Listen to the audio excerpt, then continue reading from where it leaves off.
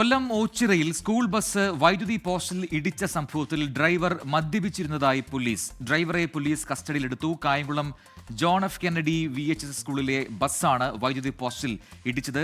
അരുൺരാജ് കൊല്ലത്ത് നിന്ന് ചേരുന്നു വിവരങ്ങളുമായി. അരുൺ, വിശദാംശങ്ങൾ എന്താണ്?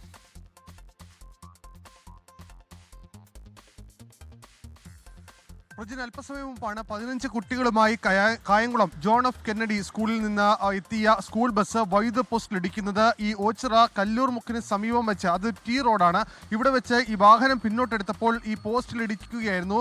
ഈ പോസ്റ്റ് ഒടിഞ്ഞ് ഈ സ്കൂൾ ബസ്സിന് മുകളിലേക്ക് വീണു. വലിയൊരു അപകടമാണ് എന്തായാലും ഒഴിവായത്. ഈ കുട്ടികളെ സുരക്ഷിതമായി ഇപ്പോൾ മറ്റൊരു സ്ഥലത്തേക്ക് മാറ്റിയിരിക്കുകയാണ്.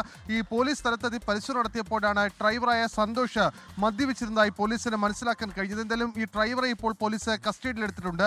ഈ സംഭവത്തിൽ ഈ സ്കൂൾ നൽകുന്ന വിശദീകരണം താൽക്കാലികമായി എത്തിയ ഡ്രൈവറാണ് എന്നുള്ളതാണ്. എന്തായാലും വലിയൊരു അപകടം തലനാരിഴയ്ക്ക് ഒഴിവാകുകയായിരുന്നു. അരുൺരാജാണ് കൊല്ലത്ത് നിന്ന് വിശദാംശങ്ങൾ നൽകിയത്.